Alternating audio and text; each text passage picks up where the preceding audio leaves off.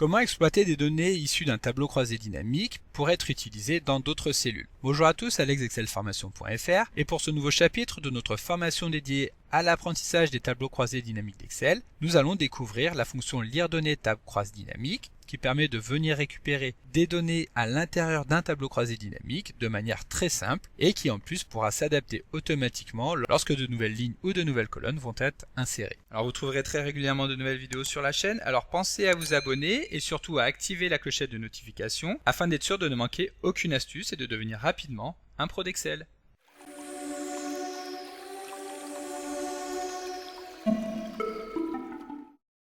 Avant d'entrer dans le vif du sujet, sachez que la vidéo que vous apprêtez à découvrir est directement extraite du livre Les tableaux croisés dynamiques, c'est facile, que vous pourrez commander sur le blog excelformation.fr en suivant le lien que vous trouverez dans la description de la vidéo. Ce livre reprend toutes les notions fondamentales qui vous permettront de maîtriser l'utilisation des tableaux croisés dynamiques dans Excel, et vous y retrouverez également de nombreux fichiers Excel qui vous permettront de suivre l'ensemble des thèmes abordés dans le livre, ainsi qu'une fiche de synthèse qui reprend les éléments essentiels du tableau croisé dynamique. Alors si vous voulez soutenir le site et la chaîne YouTube, et qu'en plus vous voulez apprendre à maîtriser les tableaux croisés dynamiques, n'hésitez surtout pas à commander votre exemplaire du livre. Alors maintenant que nous avons vu dans le détail comment construire un tableau croisé dynamique pour synthétiser rapidement les informations à l'intérieur d'une grande base de données, voyons comment exploiter ces informations dans des cellules qui n'appartiennent pas au tableau croisé dynamique. En effet, Excel dispose d'une fonction spécifiquement dédiée à l'extraction des données situées à l'intérieur d'un tableau croisé dynamique, et il s'agit de la fonction lire données table croise dynamique, que nous retrouvons tout simplement en saisissant les premières lettres de celle-ci. Et comme nous pouvons le voir à ce moment-là, les arguments de la fonction sont donc tout d'abord l'argument champ donné, qui permet de préciser le nom du champ à partir duquel nous allons souhaiter extraire les données au sein du tableau croisé dynamique. Donc il s'agit ici d'une chaîne de caractères dans lequel nous allons tout simplement pouvoir saisir le nom de ce champ, donc par exemple CA, vente, etc.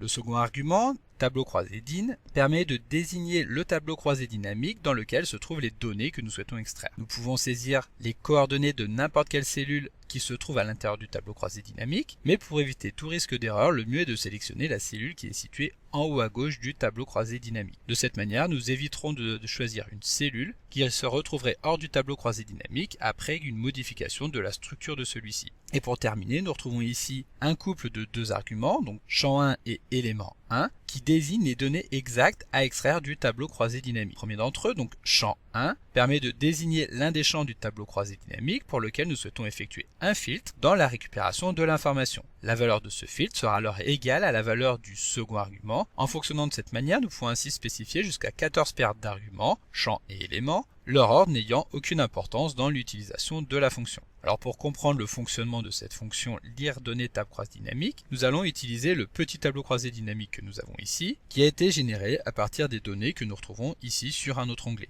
Ensuite, nous allons souhaiter extraire les données que nous avons dans ce tableau afin de récupérer un montant de vente. Pour cela, nous avons ici des menus déroulants qui permettent de sélectionner le nom d'un commercial, donc par exemple ici le commercial Émilie, et également le nom du pays dans lequel nous voulons que les données à sélectionner soient extraites. Donc ici par exemple les USA. De cette manière, nous allons pouvoir nous placer en dessous et extraire directement les données qui vont nous intéresser. Donc il y a deux possibilités pour utiliser la fonction lire données table croise dynamique. Soit utilisons le symbole d'égalité et nous cliquons ensuite tout simplement sur la cellule qui nous intéresse. Donc ici le montant des ventes réalisé par Émilie aux USA, et à ce moment-là, Excel va automatiquement insérer la fonction comme si nous l'avions saisie manuellement. Alors il est possible que la fonction d'insertion automatique de la fonction lire données table croise dynamique ne soit pas forcément activée sur votre version Excel. En principe, celle-ci l'est par défaut, mais elle peut être désactivée à tout moment. Pour cela, il suffit de sélectionner n'importe quelle cellule du tableau croisé dynamique, puis de se rendre dans le menu Analyse, donc qui va n'apparaître que lorsque le tableau croisé dynamique sera sélectionné. Et enfin, tout à gauche, nous avons le bouton Options, avec une petite coche qui permet de dérouler celui-ci, et nous pouvons ainsi activer ou désactiver l'option Générer l'extraction des données croisées dynamiques. Si nous désactivons l'option, nous pouvons retenter la manipulation que nous avons effectuée juste avant, donc en tapant le symbole égal et en allant cliquer sur une cellule du tableau croisé dynamique. Et à ce moment-là, Excel, plutôt que d'introduire la fonction lire données table croise dynamique comme nous l'avons vu juste avant, celui-ci va préférer insérer la référence à la cellule sur laquelle nous avons cliqué, comme nous le ferions pour n'importe quelle cellule de notre feuille de calcul. Donc ici, pour l'exemple, nous allons restaurer le comportement par défaut en venant à nouveau dérouler le menu Options pour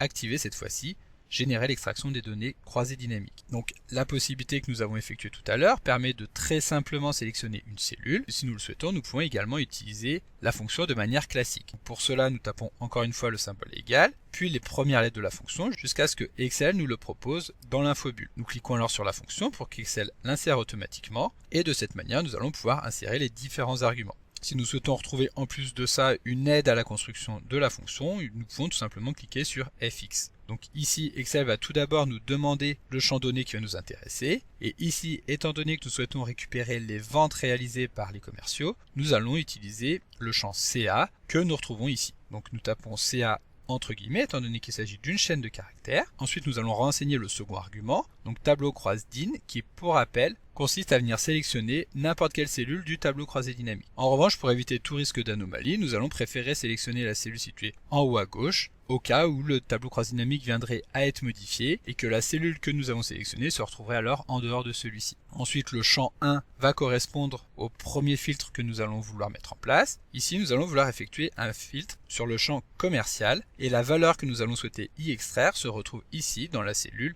B19. Le second filtre à mettre en place consiste donc à venir effectuer un filtre sur le champ PI et ici nous allons vouloir récupérer la valeur qui a été saisie dans la cellule située juste au-dessus de la cellule actuelle, il s'agit de la cellule B20. Lorsque nous avons terminé de paramétrer notre fonction, nous pouvons bien entendu cliquer sur OK afin de valider l'insertion de la fonction telle que nous l'avons vue juste avant. Alors il faut savoir que ici nous sommes allés dans le détail, c'est-à-dire que nous allons voulu récupérer les ventes réalisées par un commercial donné dans un pays donné. Si nous avions voulu récupérer cette fois-ci le montant des ventes réalisées par le même commercial, donc par Émilie, mais dans l'ensemble des pays, il suffirait tout simplement de supprimer le filtre que nous avons mis en place au niveau du pays, donc en sélectionnant les cellules et en les supprimant. De cette manière, lorsque nous validons, nous allons avoir le résultat 2 885 000 qui correspond aux ventes réalisées par Émilie dans l'ensemble des pays. Pour aller encore plus loin, si nous souhaitons récupérer cette fois-ci le montant des ventes totales, donc réalisées par tous les commerciaux, il s'agit à ce moment-là de tout simplement supprimer le filtre que nous avons sur le champ commercial. Ici, nous avons uniquement les deux premiers paramètres qui sont utilisés, à savoir le nom du champ dans lequel se trouvent les données et également une référence à une cellule située dans le tableau croisé dynamique. Si nous validons, nous retrouvons ici le montant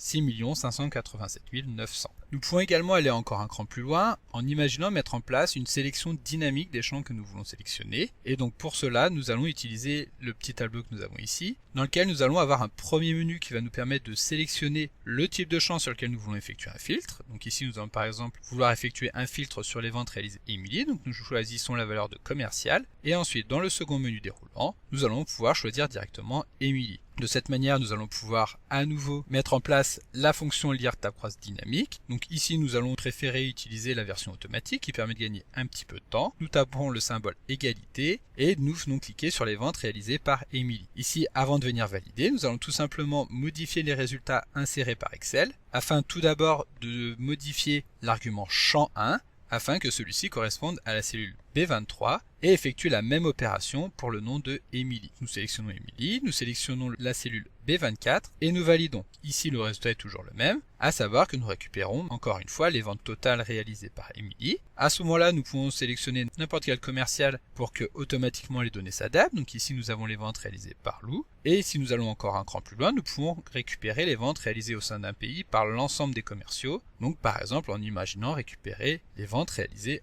en France. La fonction s'adapte alors automatiquement afin de nous permettre de récupérer le résultat souhaité. Alors attention, comme toutes les fonctions Excel, la fonction lire données tab croise dynamique a quelques limites qu'il est important de bien connaître. Tout d'abord, le paramétrage de cette fonction dépend directement de la structure du tableau croisé dynamique. Il est donc important que celui-ci soit véritablement terminé avant d'envisager de pouvoir exploiter le contenu en utilisant la fonction lire données tab croise dynamique. Pour s'en rendre compte, il suffit tout simplement de supprimer un champ du tableau croisé dynamique pour que la fonction soit inopérante. Ici, nous allons tout simplement supprimer le champ PI et à ce moment-là, la fonction nous retourne une erreur. En effet, la fonction lire tab croisé dynamique va directement puiser les données dans le tableau croisé dynamique et non dans la base source comme nous pourrions éventuellement le penser. Donc ici nous allons revenir en arrière afin de remettre en place la fonction. Et dans la même lignée, il faut également savoir que seules les données qui sont affichées dans le tableau croisé dynamique peuvent être obtenues à l'aide de la fonction lire données tab croisé dynamique. De cette manière, imaginons qu'ici nous ne souhaitions pas afficher les ventes réalisées en France. En décochant tout simplement celle-ci au niveau du filtre, une fois encore, nous allons avoir une anomalie dans notre fonction.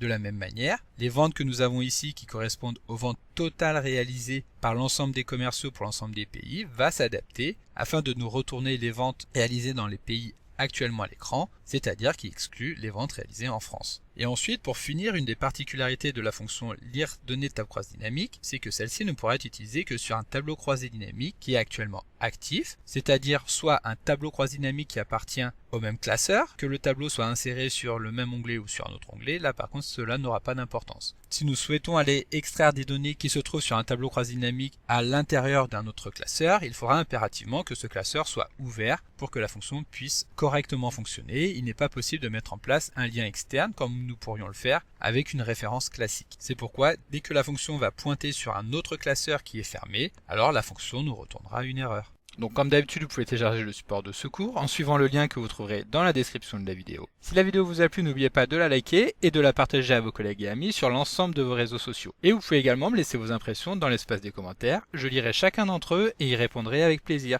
Évidemment, si ce n'est pas encore fait, abonnez-vous à la chaîne pour ne manquer aucune astuce. C'est également très important pour m'aider à gagner en visibilité afin de pouvoir développer la chaîne et continuer de vous proposer des tas de nouvelles vidéos. Merci d'avoir suivi cette vidéo et à très bientôt pour un prochain tuto.